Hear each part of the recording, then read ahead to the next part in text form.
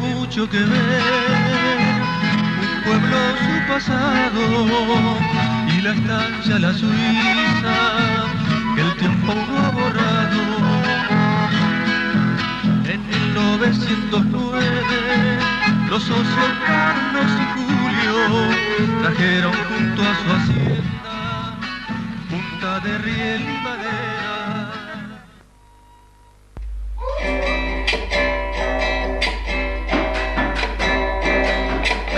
Señores, les presento una historia real que sucedió hace años en el Chaco Austral. Tiene mucho que ver su pueblo, su pasado y el que está hacia la Suiza que el tiempo no ha borrado. En 1908 los socios Carlos y Julio trajeron junto a la hacienda punta de riel y madera. Surge así la chaqueña que con fe y con tesoro recorrió mil caminos de puente sol a sol, cachape y tanino, chimenea y sudor, símbolo de que el tiempo, esperanza y amor, un lugar que albergó a familias enteras por una seria razón, se volvió taninera. Zuccarelli y Morera, el mismo Rosaigón, fueron ellos testigos de los días de esplendor, y el recuerdo se aleja como un tren que pasó con los Walker Mussolini junto al 42.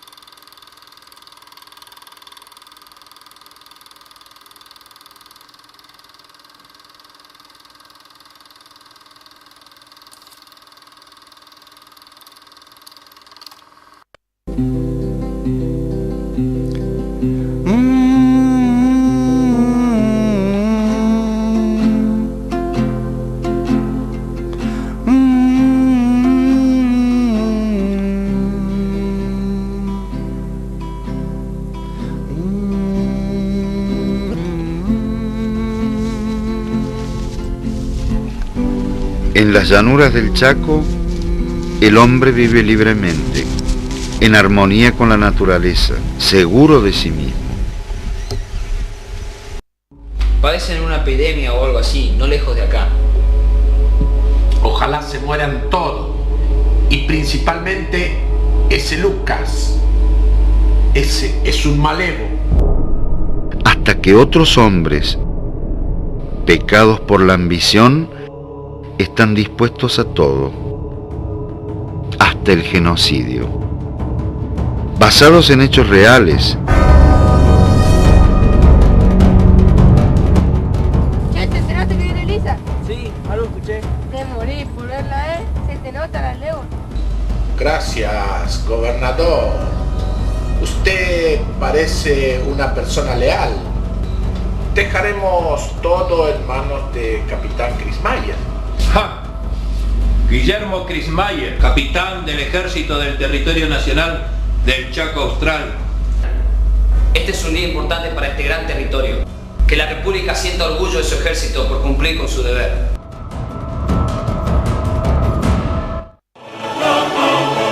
Con actores de primera, que harán que las llanuras del Chaco no sean las mismas.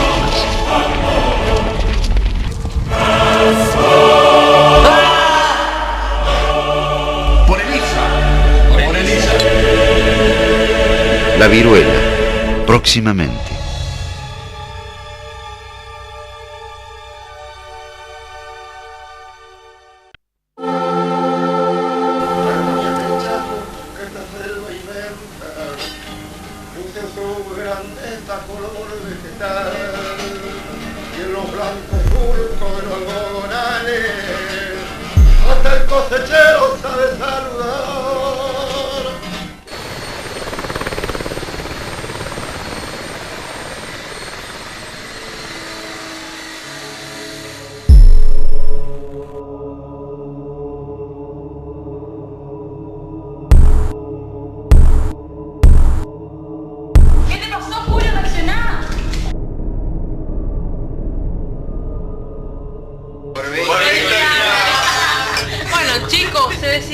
¿Qué es lo que vamos a hacer? ¿Dónde vamos a pasar el Día del Amigo? Pero ese hotel no está embrujado. Ay, por favor, deja con eso que está embrujado. Por la amistad. Por la amistad. Mejor nos organizamos. De todas maneras, los fantasmas no van a venir para el Día del Amigo. Por la casa, más o menos.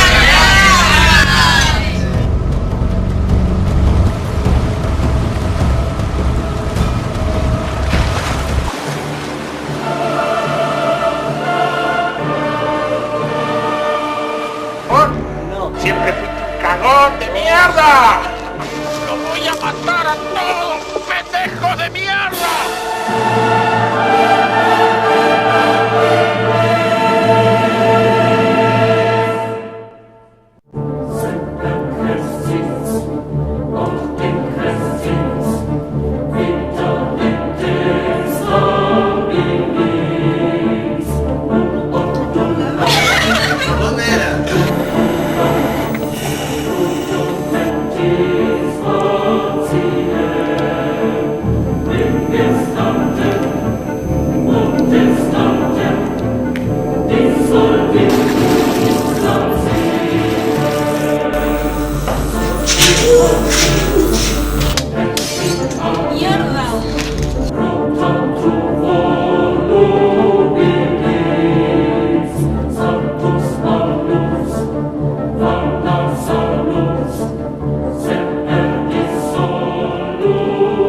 Las cosas las hacía yo. Cuando veía que poner huevo siempre faltaba. ¿Qué? ¿Te parece poner huevo? Torturar un montón de pendejos que no sabían lo que hacían.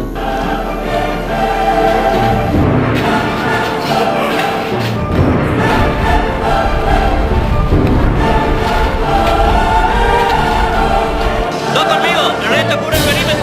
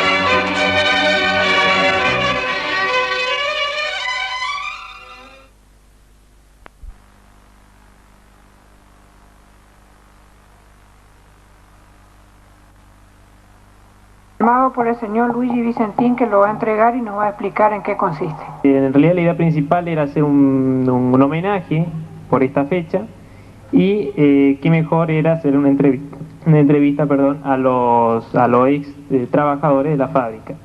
y en esta ocasión salieron a la luz, como ahora, varias vivencias que hicieron que mi video documental tenga una experiencia extraordinaria. Así.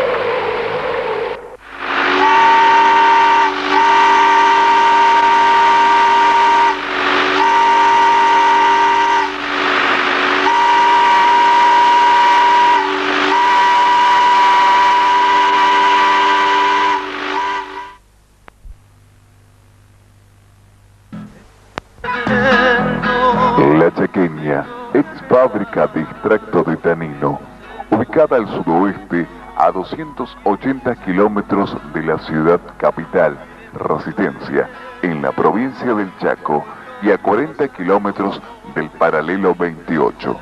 Su historia remonta hacia el año 1902, cuando don Carlos Grunensen realizó expediciones en el territorio del Chaco. En el año 1905 se extiende el ramal de vías férreas, traídas desde Santa Fe a Resistencia, y en años posteriores se prolonga hacia donde más tarde crecía Villa Ángela. Mil caminos de Contes Solazón, Cachape y Tarino, chimenea y sudor, símbolos de aquel tiempo de esperanza y amor.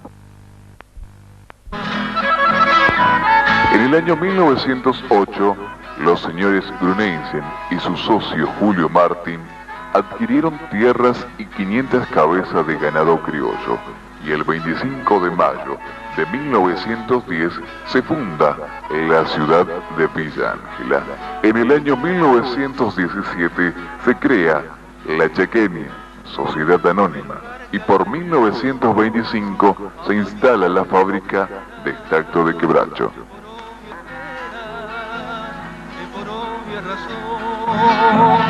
Se volvió taninera, Zucarelli Moreira, del mismo Arroza y Gor, fueron ellos testigos de los días de esplendor.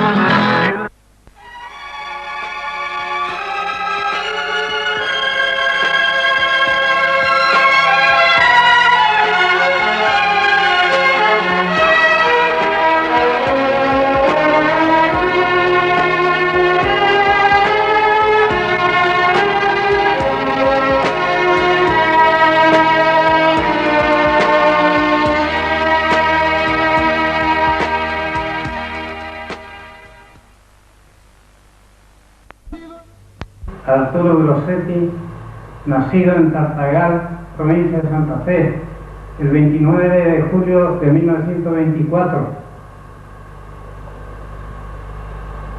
Vine a Villa Ángela el año 58. Entré como jardinero acá porque traje un certificado de la forestal.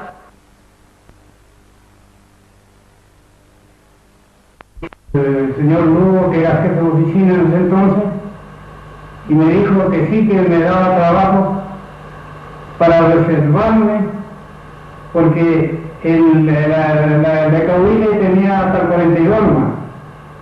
Y entonces me reservaban a mí porque estaban programando la vía que llegó hasta Lote 1. 84 kilómetros de vía. Había entonces.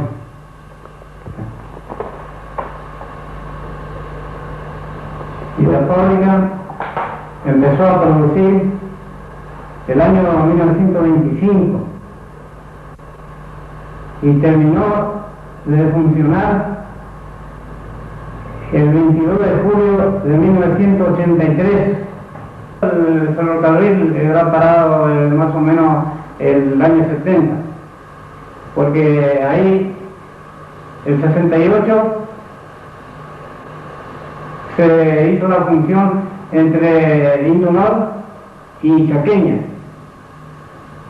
Entonces se decidieron a levantar toda la vía, porque decía que no servía la vía. En vez de achatarla, qué sé yo. Los difusores estaban allá contra esa pared, había una hilera, eran 8 y 8 de este lado. En el medio había una cinta, se descargaban los difusores y llevaba la serrín agotada a las calderas. Las calderas lo consumían como combustible. ¿Me entendés? Que es la que está allá, ¿no? Que es la que está allá, desmolida ya ahora. Están los escombros nomás. Molino Parma se llamaba. Y hacía el molido fino, que es como, viene a ser como el cacao, ¿viste? Finito. ¿Cómo se llama el producto? Tanino de soluble. Ya embolsado, ¿viste? ¿Con qué se lo trata? Sí. Ese es el canal de retorno. Porque el tanino, propiamente dicho, trabaja todo con proceso de agua. Se gastaba para 1500 bolsas en 24 horas 1.200.000 litros de agua. Así que imagínese lo que era, ¿no? Y ahí había 2 motores, caballos, 2 motores. Eléctrico, exactamente. Y eso levantaba el agua, levantaba el agua a la fábrica, a las calderas, ¿no es cierto?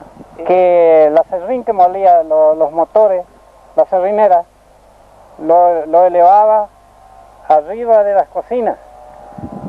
Había un espacio que se acumulaba las serrines. Y cuando había que cargar los difusores, la cargaban con palas, ¿viste? Porque forma un embudo. Solo se abre una puerta y se llenaba solo los difusores. Y ahí era por donde pasaba la serrín, ¿no? Sí, por acá hay una cinta. Una cinta transportadora. Sí, transportadora. Trata con bisulfito y otros compuestos tánicos. Larga y bella, antes que salga el lucero, pero pierdan las estrellas. Te diriges al corral para los bueyes unir y te vas a trabajar, la ley del cobre a cumplir. Si tu sombrero es de paja, de lona y tu chiripa, si nueva es la canillera, la alpargata rota está.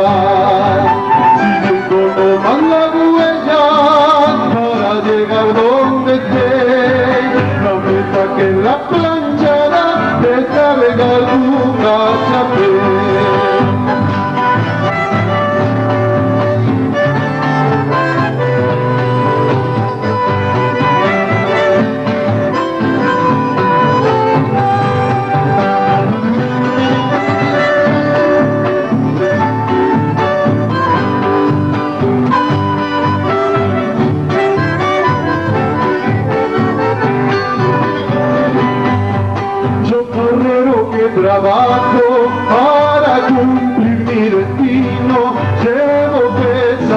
rollizos para sacar el tanino.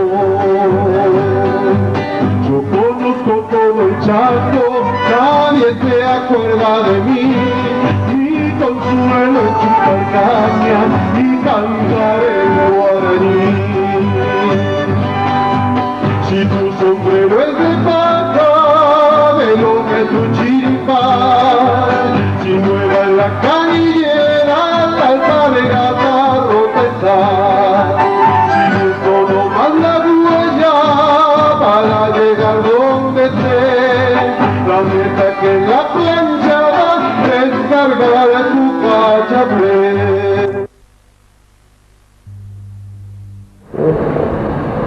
Yo soy Emiliano Vera. En la fábrica de tanino yo ingresé el 2 de junio de 1958.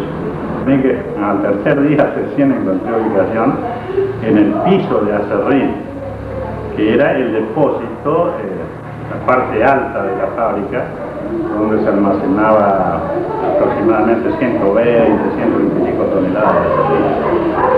Y de ahí había que cargarlo a los difusores. Había 16 difusores que más o menos cargaban 5.000 kilos de acerrín cada difusor. Y se trabajaban 6 horas nomás por día. Ahí trabajé aproximadamente un año. Y entonces me cambiaron de vuelta, pasé a la sección cocina. Se llaman cocina, que es la sala de difusores donde se cocina el acerrín. Ahí nada más que cuestión era de abrir y cerrar válvulas. Trabajaba 8 horas en turno. Donde trabajé aproximadamente 2 años. Pero yo era joven, quería aprender un oficio. Entonces solicité que me pasaran al taller.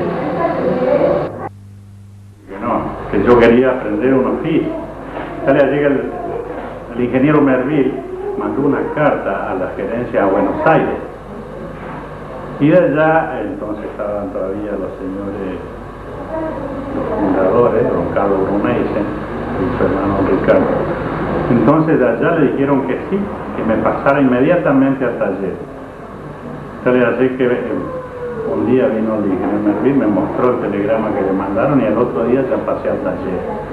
En la sección cobrería, que entonces había sección cobrería porque la fábrica estaba compuesta prácticamente todo lo que era cañería, depósito, tubería, donde tocaba el tanino, era todo de cobre y bronce. Y fíjese cómo el señor Arrozaigor se enojó tanto con el ingeniero Merville que lo despidió por ese motivo. Pero yo quedé en el taller. Cuando se quemó la fábrica, que volvió a marchar, entonces ya desapareció la sección cobrería porque todo lo que era cobre y bronce se suplantó por acero inoxidable, que era el único material que resistía a la corrosión, ¿no es cierto?, del tanino. Como el tanino estaba compuesto con ácido y otros materiales que otro material no resistía al tanino, entonces se suplantó todo por acero inoxidable. Entonces pasamos a ser, los que éramos cobreros y trabajábamos en cobre y bronce, pasamos a ser oficial de mantenimiento. A partir de ese momento, ¿no es cierto?, y hasta el final, yo estuve hasta que cerró la fábrica, fui oficial mecánico de mantenimiento. Mi nombre es Godofredo Rule. En el 1942 de mecánico. Sí. Era la chaqueña, ¿viste? Ahora es Indunor. Habían 2 máquinas grandes que daban vuelta a toda la transmisión de la serriñera, ¿viste? Donde molían los palos. Una inmensa polea, ¿viste? No sé. Y es el que con cordeles transmitía a la transmisión de la serriñera, ¿viste? Y es el que daba vuelta a los tambores con las cuchillas. Y ahí con los hinches eléctricos transportaban de la vía de las chatas al tambor de la serrinera. La máquina había dos, y estaba por una pared, y después la otra estaba una tosi, con su dínamo, ¿viste? Que transmitía la corriente para toda la fábrica. Esa era independiente de la corriente de acá. Las dos máquinas, bueno, una marchaba para la corriente eléctrica y la otra estaba de reserva, la Bordón, esa era la Bordón. Sí. ¿Y la principal? La principal era la Eschervich. Esa era la transmisión, la principal. Eso tiraba la serrinera y todo. Tiraba con cordeles, ¿viste? No con correas, sino con cordeles. Con correa y volante hacían marchar el tambor. Mano, a la hora de meterse todo el mundo ahí a desarmar y a reparar, todo se reparaba ahí, no se hacía hacer nada afuera. Sí. Sí. Un torno, sí, se desarmó, ¿viste? Y ya la máquina estaba desinflada. ¿Qué máquina era? La Service.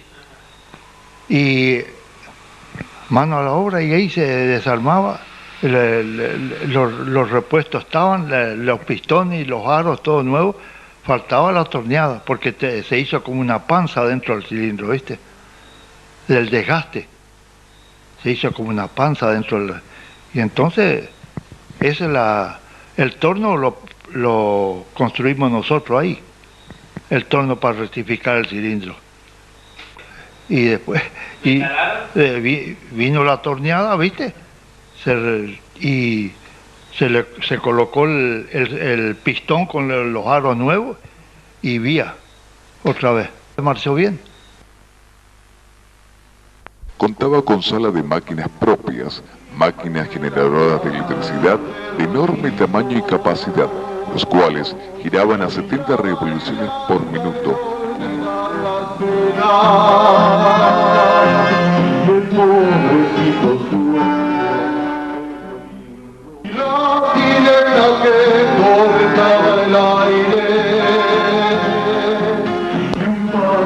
Contaba con enormes calderas que trabajaban con 10 y 12 de atmósfera de presión, talleres de reparación, planeamientos, depósitos de materiales, laboratorios, sala de primeros auxilios, baños, cambiadores, oficina para administradores, casa para empleado, gerente y jefe de fábrica.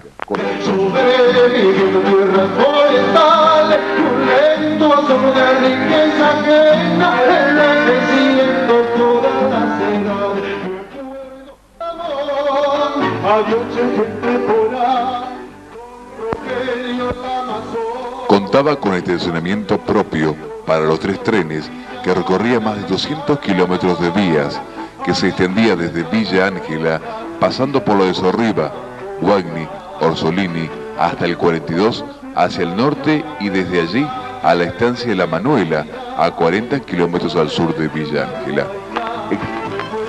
Existían además en la fábrica potabilizadores de agua, aserradero, balanzas, represa con capacidad para 1 millón de litros, depósito para materia prima, 30 camiones con chofer y 2 ayudantes, 800 empleados en planta, 3.000 lecheros, 100 personas con familia en las 45.000 hectáreas de campo, 30.000 cabezas de ganado y 3 estancias, la Suiza, San Ricardo, la Elena, que se extendía hasta Santa Fe.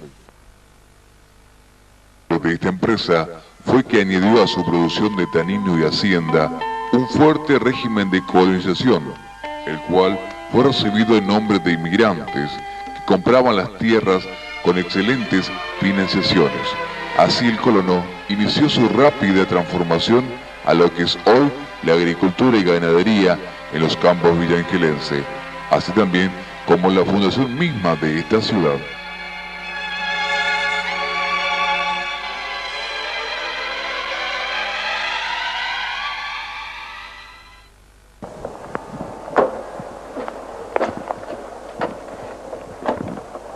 Acá había una tolva donde recibía la serrina agotada y mandaba las calderas arriba para combustible. Eso era todo caldera, ¿eh? ¿A donde acá estaba la caldera? Sí, acá estaban las calderas. 1, 2, 3, 4. 4 calderas.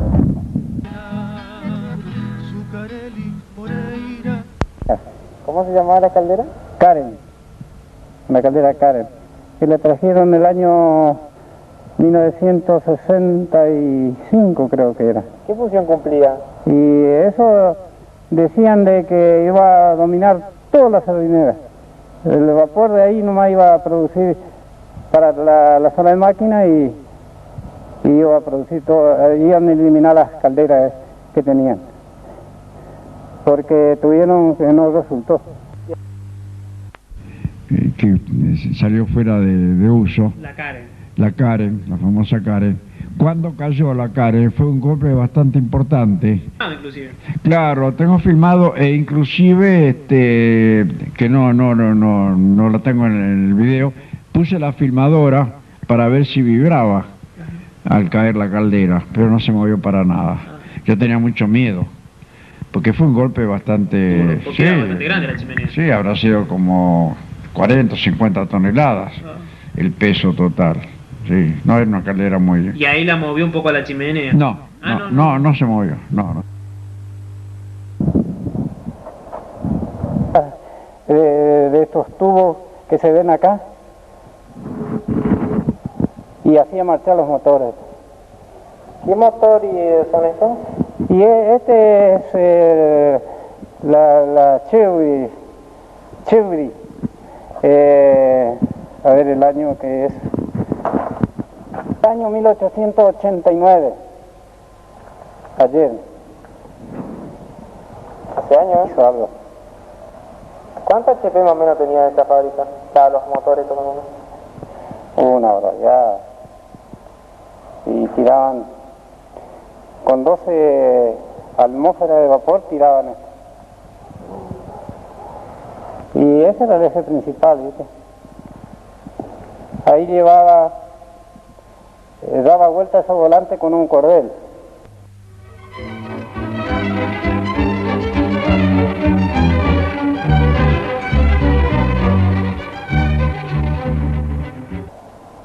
No, los generadores estaban acá. Ahí estaban los generadores. Ahí arriba esa base, ahí estaba, pero esos estaban parados nomás. Por ejemplo, 2 meses, 3 meses, una vez paró, enganchaban los generadores. Y ahí un eje, el eje es la continuación del eje que va a la sardinera. Eso es lo que vimos todas las bases allá. Que están del otro lado. Claro, que están del otro lado. Doble T que había un guinche acá en el medio. Cuando armaron eso quedó el guinche. ¿Viste? Un guinche para muchas toneladas. ¿No es cierto? Tenía 14 metros con 30 de largo. Y la condilla no quería que la corten. Entonces rompimos la pared para entrar el guinche de Vettel. Para cargarlo. Para cargar el guinche. ¿Era suave cuando marchaban las máquinas? Sí, suave. ¿Sentían ruido? Hacía un ruidito raro, ¿viste? Pero no lo puedo imitar, pero eso yo, boom, boom, boom, hacía. Quedaba el vacío para la fábrica, ¿no es cierto? Estos se llaman bomba Borriston. Se llaman esas dos bombas.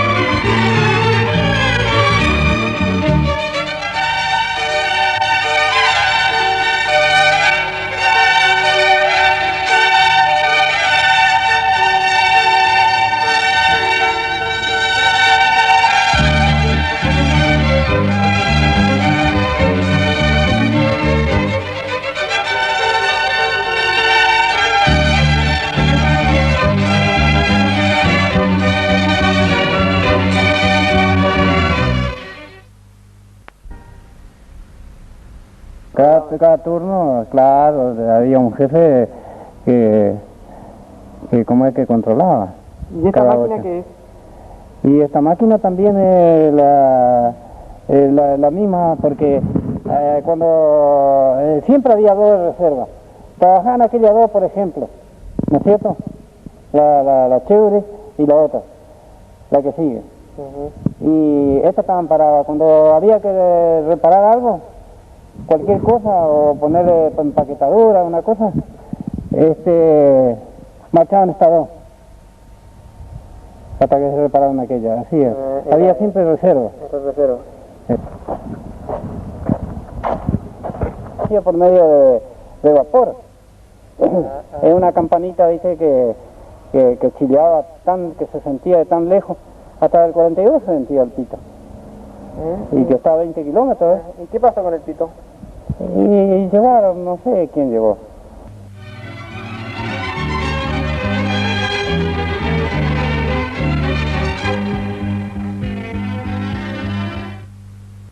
Daron el depósito, pusieron acá donde era el taller grande, ¿viste? De este lado. De este lado, a la izquierda, vamos a decir.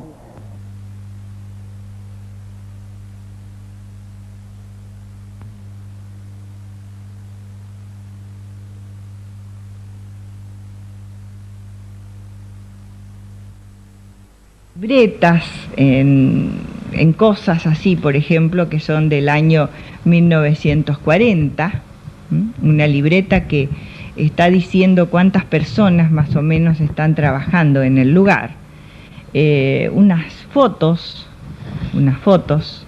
en que, por ejemplo, esta foto es del año 1955 de la estancia La Suiza, donde es una foto de una jubilación, ¿no? Porque la estancia de La Suiza pertenecía a La Chaqueña, Sociedad Anónima, y fue la que primero estuvo la estancia de La Suiza y luego La Chaqueña. Recién La Chaqueña es de 1917. Entonces, lo que he podido recopilar son estas cosas, y después una foto muy particular donde parte de mi familia, mi suegro especialmente, mi suegro se llamaba Billy Schreiber, Billy le decían todos, el nombre de él traducido es Guillermo. Mi suegro era jefe de máquinas, diríamos, de La Chaqueña. Durante toda su vida trabajó ahí. Principalmente era uno de los jefes, pero que, como aquí lo muestra, está en esta otra, en la pequeña foto, es un tambor de una serrinera del año 1941. Él era en ese momento era jefe de taller. Y el señor que está al lado, mi suegro, es el de la izquierda, el señor de la derecha era el señor José Mauro, y era el encargado de la electricidad de la fábrica, porque la fábrica, para poder trabajar, tenía que también generar su propia electricidad en ciertos aspectos, o si algo se descomponía, lo tenía que hacer.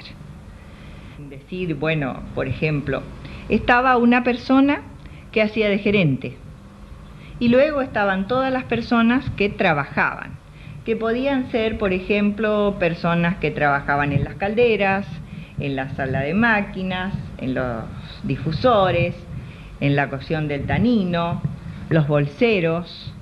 Después estaban las personas que eran maquinistas de locomotoras para la parte de los lotes, de donde se traía la madera, y también estaban los otros maquinistas, los maquinistas que trabajaban dentro de La Chaqueña o en el lugar.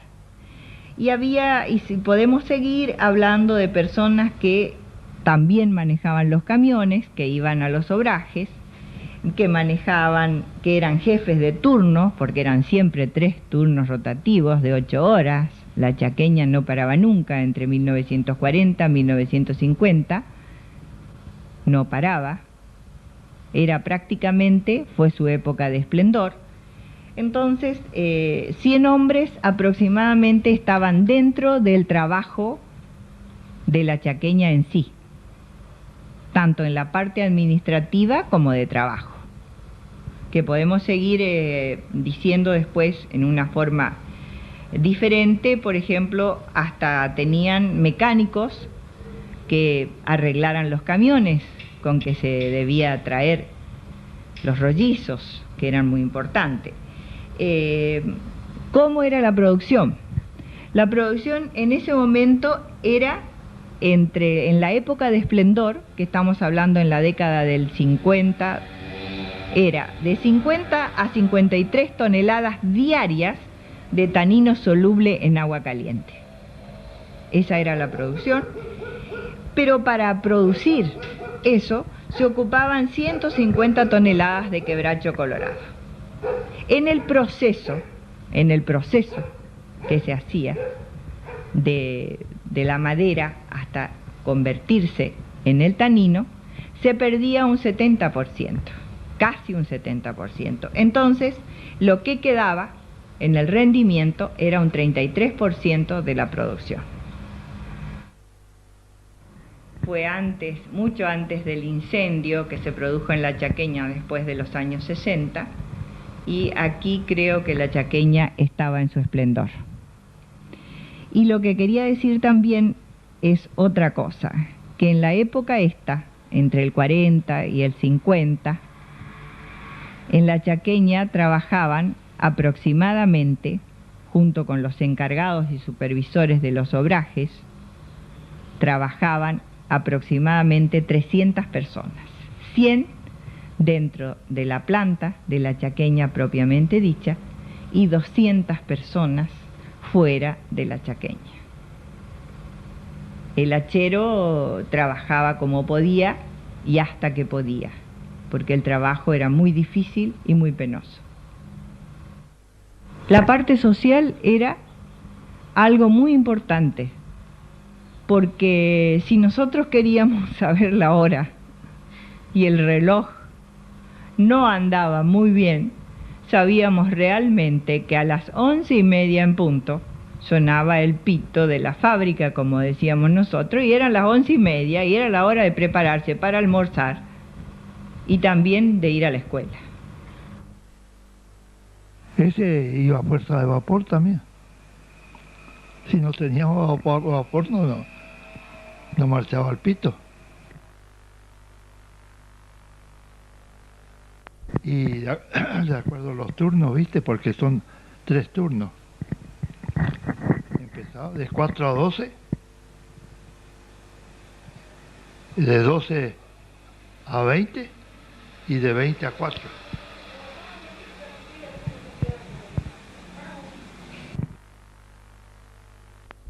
Claro, la llamada era media hora antes. Media hora antes, hasta que le llamaba a la gente, ¿viste? Media hora antes, y ya a las menos 10, cuando tenía que, a las menos 10 tocaba el otro, y el último, una sola pitada, el último pito. ¿Estaba fabricado ahí en la fábrica? Sí. Y acá le tiraban así un cable donde abría el vapor, ¿viste? Los maquinistas. Eran encargados los maquinistas de tocar las llamadas.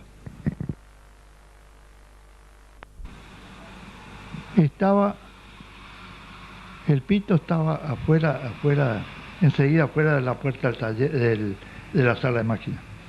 Un simple pito fabricado, no era ni comprado ni nada, era de un pequeño caño, tubo así. Pero tenía una potencia bárbara, más presión había, más fuerte tocaba. Afuera del techo, ya sabes. Sí. Y perdido, cuando anunciaba el alba, la mañana.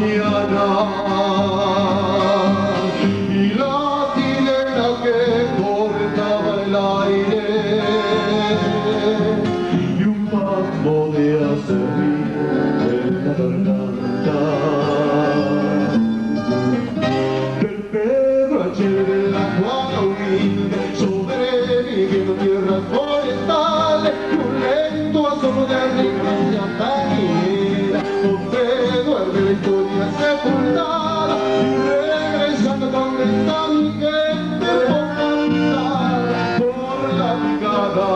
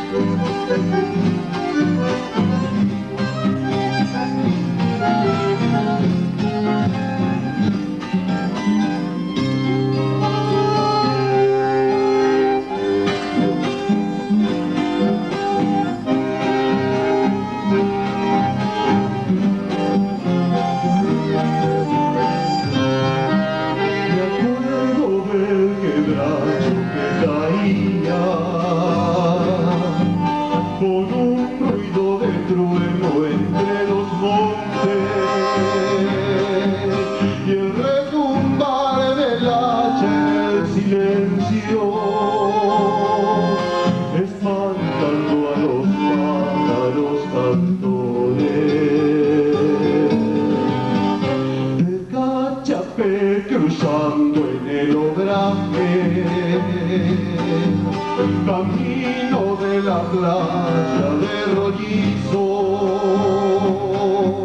y la bailanda de olvidar las penas, y el pobrecito sueño del domingo. De Pedro ayer en la Juana humilde, tierras forestales, un lento asomo de riqueza que nace envejeciendo todas las edades. Me acuerdo de una villa tarinera, donde duerme la historia sepultada, y regresando donde está mi gente, por la picada, por la picada.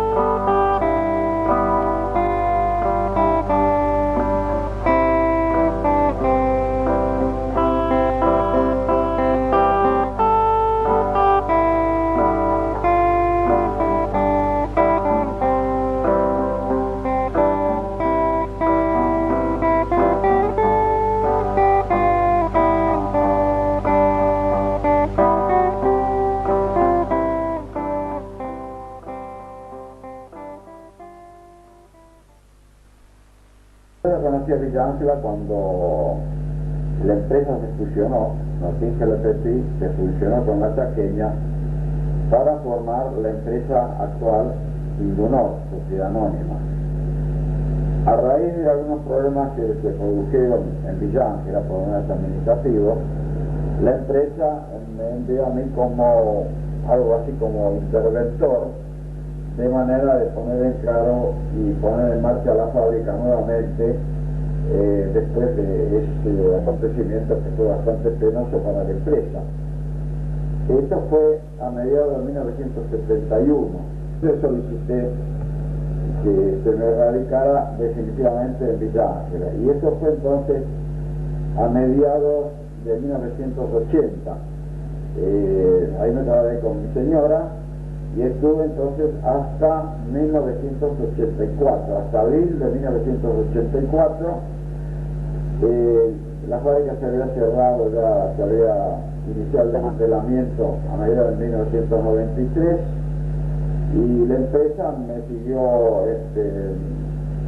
en el cargo que tenía, y aparte me designaron administrador de las dos fábricas, es decir, la fábrica de La Escondida y la fábrica de Villa Ángela.